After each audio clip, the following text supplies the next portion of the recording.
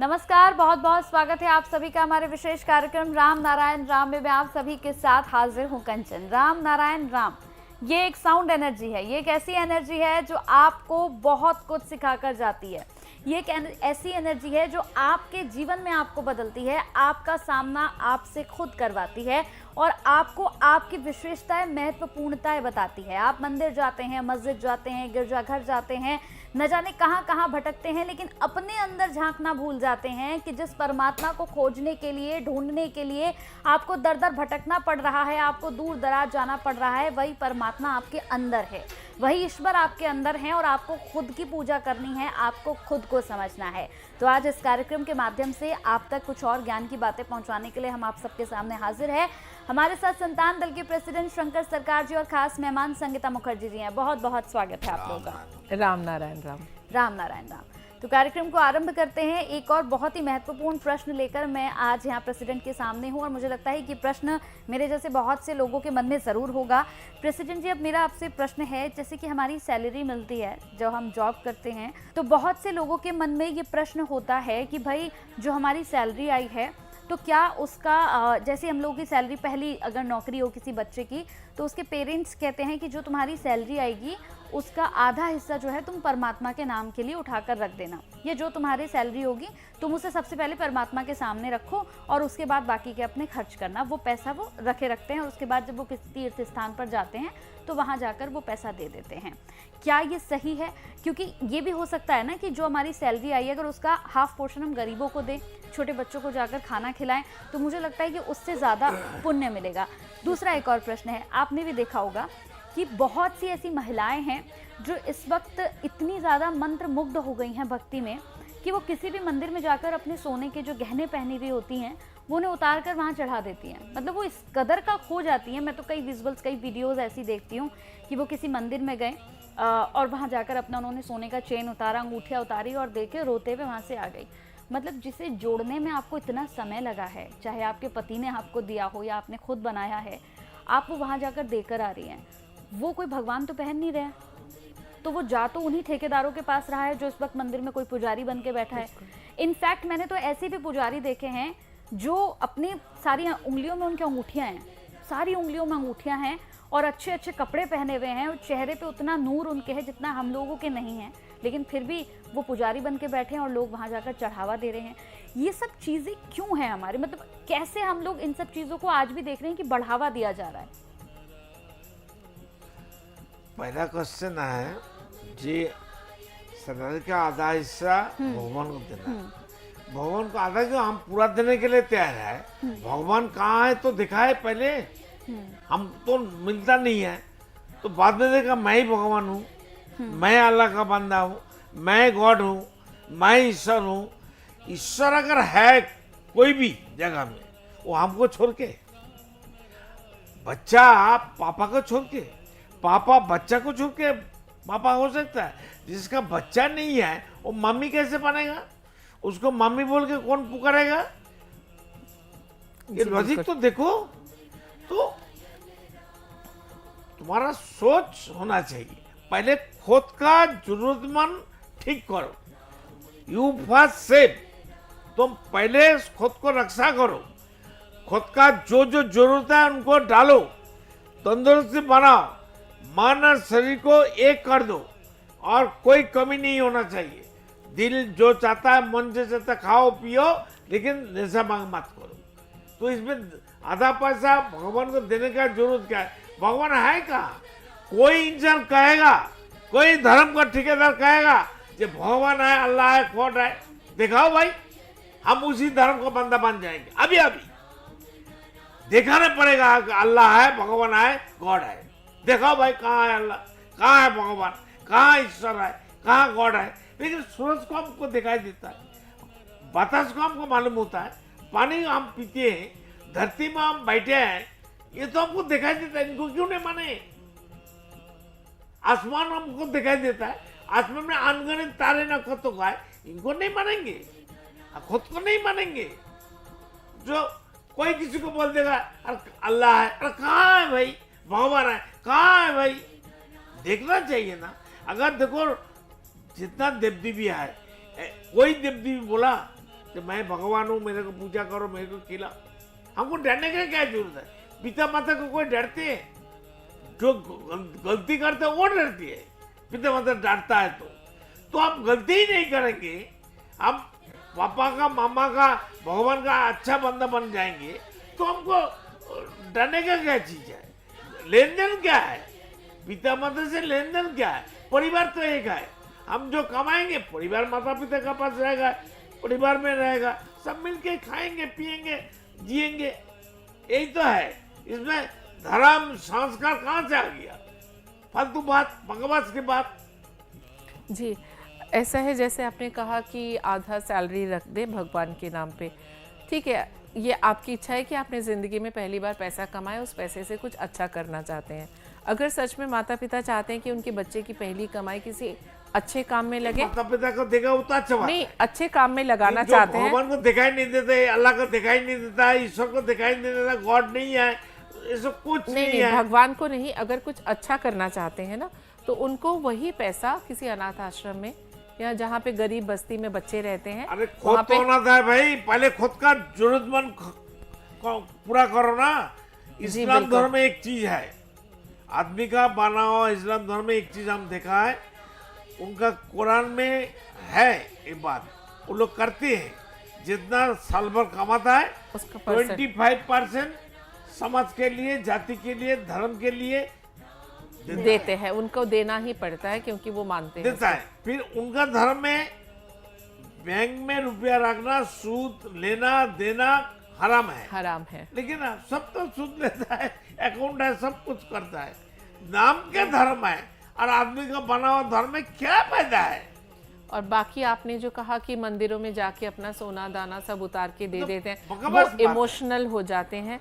वही जैसे मैंने पहले एपिसोड में कहा कि वो उनका गिल्ट, जो आदमी खुद को जरूरतमंद पूरा नहीं करेगा, प्यार नहीं करेगा, बाल बच्चों का नहीं खिलाएगा, परिवार को नहीं देखेगा, मंदिर जाके बाल बच्चे का खाने का पैसा मंदिर जाके सोना चढ़ाएगा। वही मैं कह रही हूँ, वो उनका गिल्ट काम करता है उस टाइम कि कहीं ना कहीं उन्होंने पीछे ये पिता माता समाज इसलिए दायी है।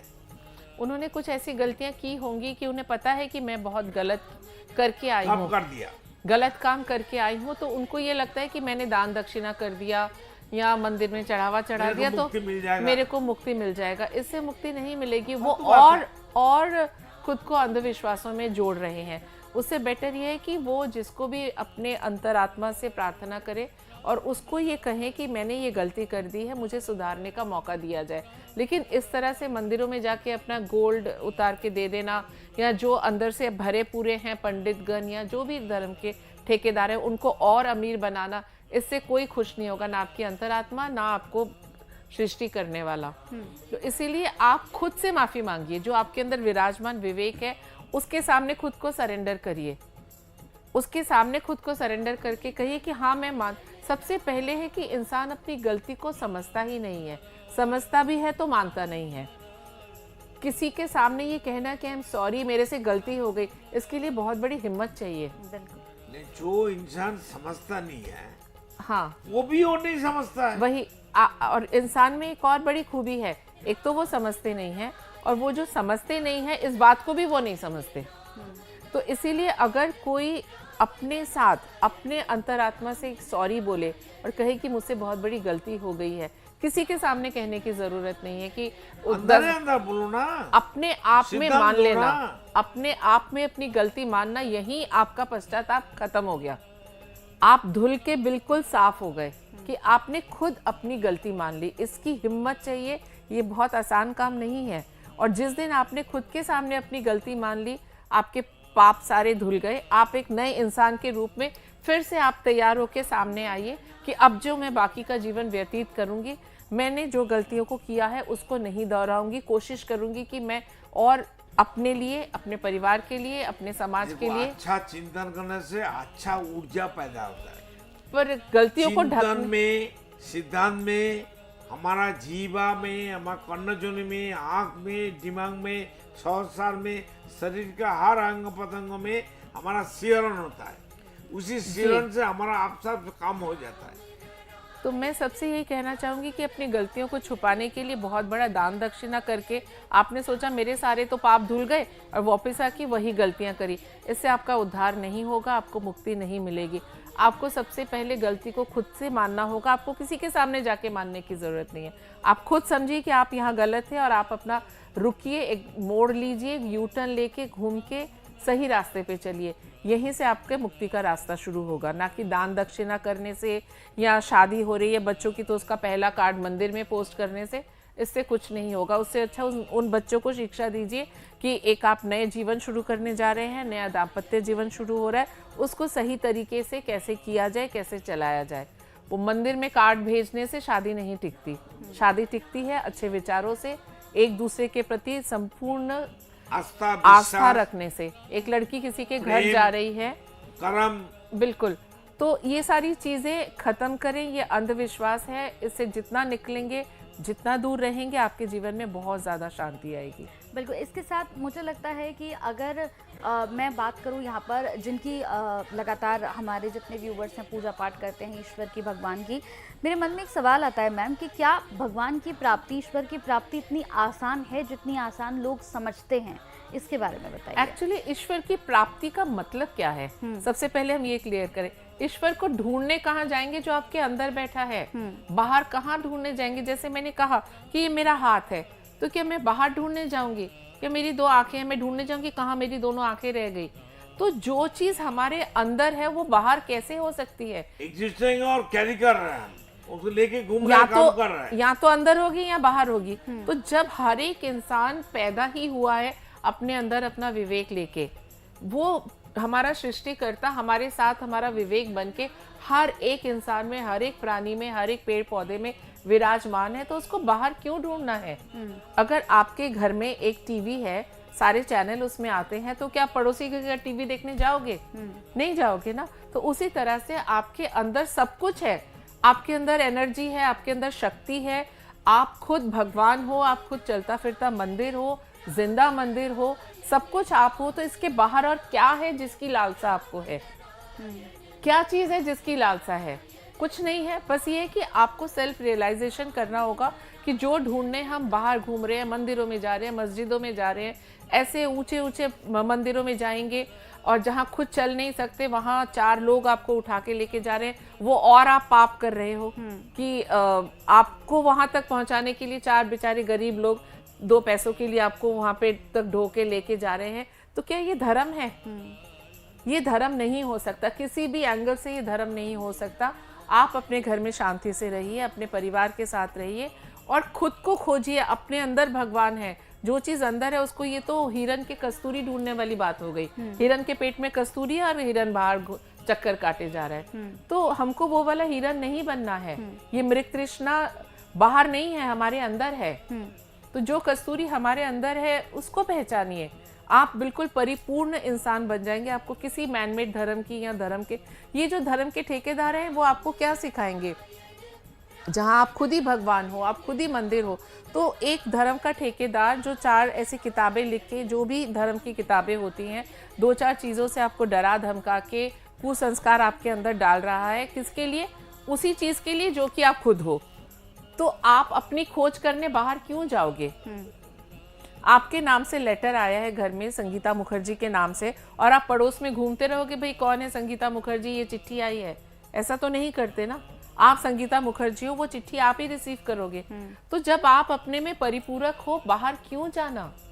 ये चीज आपको समझनी होगी। हमें धर्म के नाम पे कोई अब हमें नहीं धोखा दे सकता, नहीं हमें डरा धमका सकता। अब जरूरत है खड़े होने की, घूमने की, खुद को जागरूक करने की। हम खुद में सर्वशक्तिमान हैं, हम खुद एक एक भगवान हैं, और हर तरह से जितने भी भगवान हैं अलग अलग, चाहे हम वो हनुमान जी कहें, शिव जी कहें, श्री राम कहें या देवी माँ कहें, उनकी सबकी शक्ति मिला के वो शक्ति हमारे अंदर है। तो फिर क्या ढूंढने जाना है बाहर? बिल्कुल। लेकिन फिर भी लोगों को देखिए, वो बाहर ही जाते हैं, बाहर ही उनकी खोजबीन चलती रहती है और सोचते हैं कि कभी तो ऐसा दिन आएगा। जैसे बहुत सारे लोगों को आपने देखा होगा, वो कहते हैं कि भाई मेरे तो स्वप्न में जो है वो महादेव आए, उन्होंने मुझसे कहा कि जो है तुमने मेरी 2 दिन से पूजा नहीं की है तो मैं तुमसे नाराज चल रहा हूँ। इस तरह की भी बहुत सारी चीजें हमने सुनी हैं। एक्चुअली सपना क्या होता है, जो हम हम सोचते हैं। सारा दिन कॉन्शियस और सबकॉन्शियस माइंड में चलता है, वही हम सपने में देखते हैं। तो कहीं ना कहीं उसके मन में ये गिल्ट रहा होगा कि मैंने 2 दिन से पूजा नहीं करी, वही सपने में आता है। तो सपना तो अगर खुद का चिंतन ही तो सपनों आता है। तो अगर आप यही सोचेंगे तो वही दिखेगा। खुद का चिंतन, बुरा चिंतन तो सपनों में आ जाता है। जो आज जीवित हैं उनको देखिए, भगवान तो उन्हीं में बसे हुए हैं। आप घर में जो आपके काम करते हैं, घर के बाहर या मंदिर के बाहर भिखारियों की भीड़ है, उन हर एक इंसान में भगवान बसा हुआ है। और आप मंदिर में जाके मूर्तियों को सोने का हार पहनाएंगे और वहाँ के धर्म के ठेकेदारों को भर भर के भंडारा देंगे, और जो बाहर जिंदा भगवान बैठे हैं वो आपकी तरफ ऐसी नजरों से देख रहे होते हैं कि कुछ मिल जाए, और उस भगवान को इग्नोर करेंगे तो कहाँ से आपकी मुक्ति होगी। उनको हम कहते हैं हटो हटो हमारे कपड़े गंदे हो जाएंगे। तो असली भगवान को ठुकरा के आप जा रहे हो तो और आप सोच रहे हो आपको पुण्य मिलेगा, कभी नहीं पुण्य मिल सकता। बिल्कुल, और कभी पुण्य भी नहीं मिल सकते। और फिर ऐसे जो लोग होते हैं, मुझे लगता है कि सारी जिंदगी उनकी कट जाती है, उन्हें संतुष्टि भी नहीं मिल पाती है। बिल्कुल बिल्कुल। एक जो सेटिस्फैक्शन हमें लाइफ में चाहिए होता है, वो सेटिस्फैक्शन भी हमें लाइफ में नहीं मिल पाता। फिर आखिर जब हमारे लम्हे होते हैं तब हम कहते हैं कि यार जिंदगी में कुछ मिला नहीं, कुछ किया ही नहीं। आपको एक बात कहती हूँ कंचन, जैसे आप अपने बच्चों को, जो मैं कहती हूँ जो थोड़े से वेल्दी हैं, वो अगर अपने बच्चों को एक गाड़ी खरीद के, मैं बताती हूँ, मैंने रिसेंटली देखा था, एक फैमिली है बहुत रिच है, उन्होंने एक गाड़ी लेके आए छोटी, कोई बहुत बड़ी गाड़ी नहीं थी। तो अपने बच्चे को बोला, बेटा, मुश्किल से वो 17-18 भी नहीं हुआ होगा, भागता हुआ आया कि मम्मी पापा नई गाड़ी लाए हैं। आके देखा, अच्छा ये वाली लाए हो, इससे तो बड़ी गाड़ी हमारे पास पहले थी, और वो अंदर चला गया। ठीक है, ही वॉज नॉट हैप्पी कि इस बार छोटी गाड़ी क्यों ले आए। कई बार ट्रैफिक में शायद चाहिए होती होगी छोटी गाड़ी, लेकिन अगर आप मंदिर के बाहर बैठे हैं, किसी भी झोपड़ ऐसे एरिया में जहाँ बच्चों पेट भर के खाना नहीं खा पाते, आप उनको एक बिस्किट का पैकेट दीजिए और उनकी आंखों की चमक देखिए। बिल्कुल। तो इन सब चीज़ों को समझना बहुत ज़रूरी है। बिल्कुल। और दर्शकों, इस कार्यक्रम के माध्यम से आपको बहुत कुछ समझ में आया होगा, क्योंकि अब जो एपिसोड्स हम कर रहे हैं, जो कार्यक्रम हम कर रहे हैं, उस कार्यक्रम में हम एक बड़ी ही लॉजिकल विषय पर बात कर रहे हैं, अंधविश्वास पर, कि अंधविश्वास को पीछे रखकर आपको आगे बढ़ना पड़ेगा। लेकिन अंधविश्वास को पीछे रखकर अगर आप आगे नहीं बढ़ेंगे तो आप अपने जीवन में वहीं पर स्टॉप हो जाएंगे जहाँ से आपने अपने जीवन को शुरू किया था। यानी कि आप घूम फिर के, दौड़ भाग के वहीं पर खुद को खड़ा हुआ पाएंगे जहां से आपको लग रहा था कि मुझे अब जीवन में कुछ करना है। इसलिए अगर इस कार्यक्रम से कुछ भी समझ में या सीखने में मिला है तो कमेंट बॉक्स में जरूर बताइएगा। टीवी स्क्रीन पर अगर आप देख रहे हैं तो नंबर्स फ्लैश हो रहे हैं संतान दल से जुड़ने के लिए। इन नंबर्स पर आप कॉल कर सकते हैं। बहुत कुछ आपको नहीं देना है, ये ज्ञान की बातें आपकी जिंदगी को बदल कर रख सकती हैं। चलिए कार्यक्रम को समाप्ति की ओर रखते हैं। बहुत बहुत धन्यवाद आपका मैम, बहुत बहुत धन्यवाद सर। राम नारायण। आप देख रहे हैं हमारा खास कार्यक्रम राम नारायण राम शंकर सरकार जी के साथ राम नारायण रामशाह। यह एक महाध्वनि और बीज मंत्र है। यह सभी समस्या का संपूर्ण समाधान है। आप लोग इन्हें अपना के देखिए, मन और दिल में क्या प्राप्त हो रहा है। इस कार्यक्रम का विशेष उद्देश्य इसका प्रचार और प्रसार के साथ ही प्रत्येक मनुष्य की मुक्ति का मार्गदर्शन है, और यह आपकी दिल की बात है। इस मार्ग पर पुण्य और मुक्ति निश्चित है।